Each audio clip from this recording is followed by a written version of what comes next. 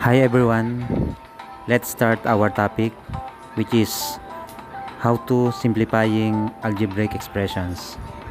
I will teaching you a kind of fractions including variables, coefficient, and constant.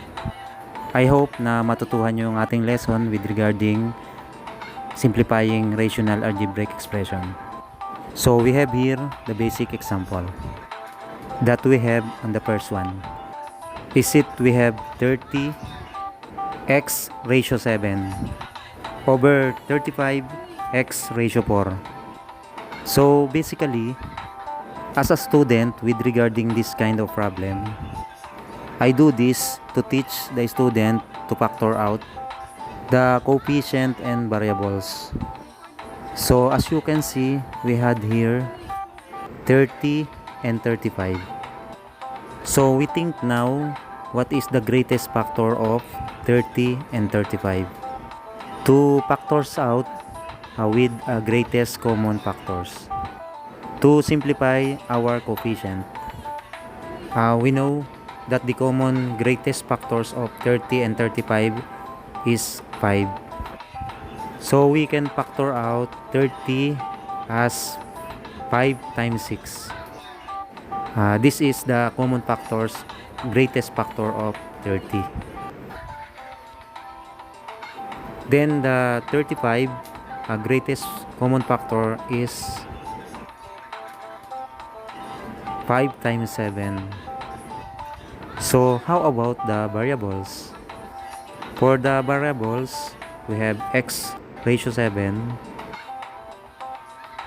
as x times x times x times x times x times x hanggang 7 until 7. So we just made 7x. On this part is equivalent to x ratio 7. So now, how about x ratio 4?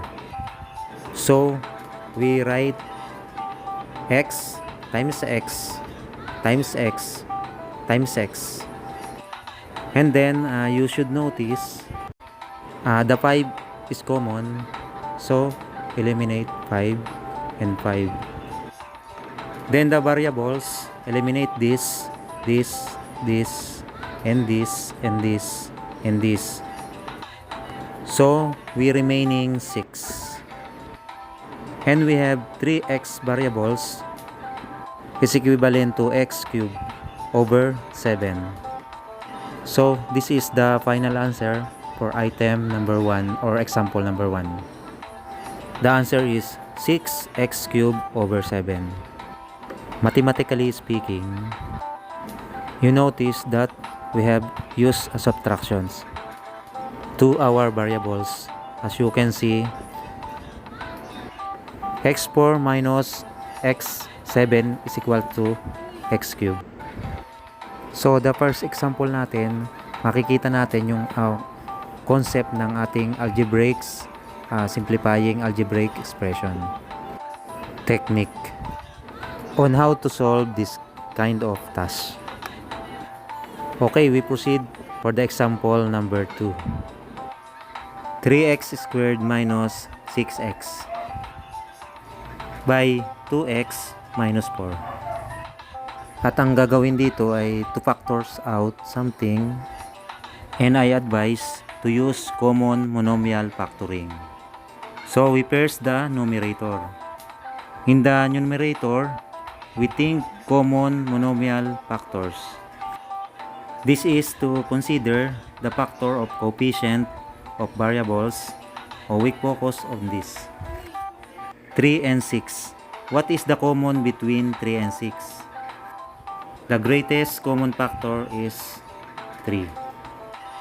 So let's indicate the 3x. 3x. Now, let's move on the variables. We have x squared. So the common is the variable x, and then the other factor is x minus 2. So how we got x minus 2? Again, our 3 squared divide in common monofactor. You will get x minus of 6x. will be divided by your common monofactor, which is 3x, to give you 2 over the denominator. Think common monofactor for 2 and 4.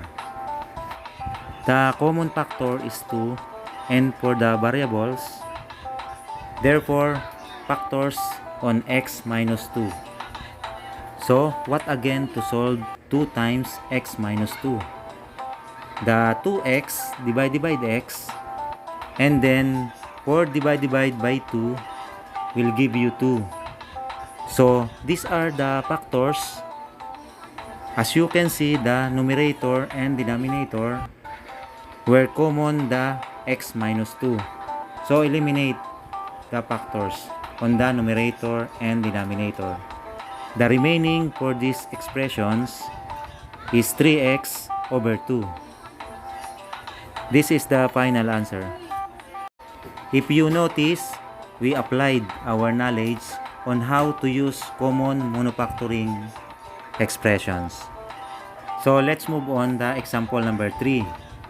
So you can see the binomial with a numerator and you have trinomial on denominator.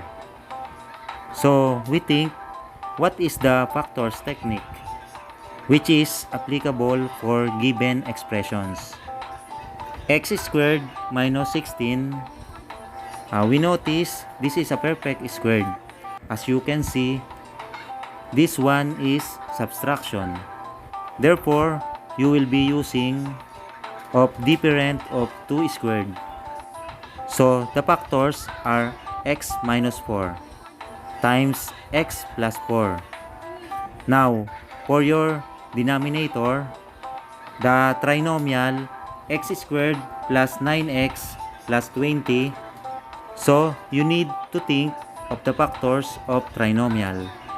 So we can do what is the possible factors of 20 to give you the sum of 9.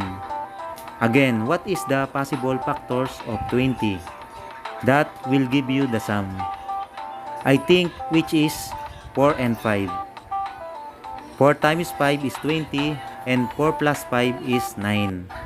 So we have here 4 plus 5, positive. Get the factors of x squared is x, and x the factors of numerator are x minus 4 times x plus 4. Now, for your denominator, you have x plus 4 over x plus 5. And we have common factors. So, eliminate these factors. The remaining factors is x minus 4 over x plus 5. It is okay. Even no parentheses. This is the final answer for example number 3. Okay, let's move on the other example and number 4. Example number 4. I hope natutunan natin yung example number 3. Ayan, medyo mabilis na tayo sa ating mga example. Let's proceed to example number 4. Look at the example number 4. The numerator is a single term and denominator is also single term. Denominator. First, you think what is the greatest common factor of 72 and 63? Both of them are divisible by 9. So, I think the greatest common factor is 9. So, the single term 72 has 9.8 or 9 times 8. So, we take the 63. And for the denominator is 9 times 7. Now, we need to factors out x times x times x times x times x times x. No. We proceed to your denominator. You can factor out x cubed times x squared. It is the same because same to x5 in the denominator. You just copy because x cubed and x squared same of x fifth. So the y7, you can factors out this part has y fourth times y cubed. And next, copy your denominator. Y is to 4, x cubed and y fourth. As you can see, you canceled out same factors in your numerator and denominator. We cancel this 9 over 9. For the variables, as you can see, these are common. You can eliminate this. So the remaining factors are 8x squared and y cubed over 7. So this is the final answer for example number 4. Okay, bumibilis na tayo. So let's go to example number 5. So huling example na to. So we can see here, have here trinomial and binomial. So basically, we will do trinomial factoring and common monomial factoring. I think let's go. So we have here x squared minus 8x plus 15. So we need to think the factors of 15 and will give you negative 8. I think the factors is 5 times 3. Obviously, the sign of 5 and 3 is negative. So the factors of our numerator is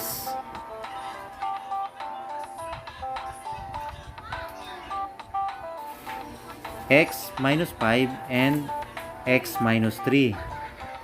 Ang dahilan kung bakit tayo gumamit ng negative sign, because the sign in the middle is negative. And the factors of 8 squared is x and x.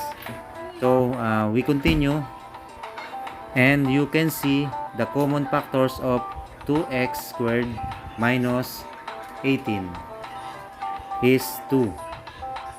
Kapag ang sign ay negative, gagamitin mong sign ay parehong negative. And then the factors of x squared are x and x. Ang common monomial factor ng 2x squared minus 18 ay 2. So other factors are x squared minus 9. Because no common factors, we didn't have to cancel. So we focus on numerator to have a common factors out. We have x minus 5 times x minus 3 over 2 times x minus 3 times x plus 3. Now, if you notice, we have common factors. So we can eliminate this and this. So the final answer is x minus 5 over 2 times x plus 3 or x minus 5 over 2x plus 6 on example number 5. I hope you learned with my video on how to simplifying rational algebraic expressions. Again, thank you so much. Bye-bye.